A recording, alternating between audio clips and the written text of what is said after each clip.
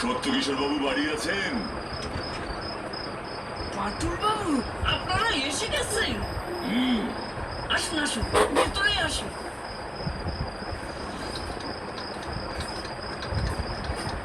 কর্তামশাই, বাটুল বাবুরা এসে গেছেন।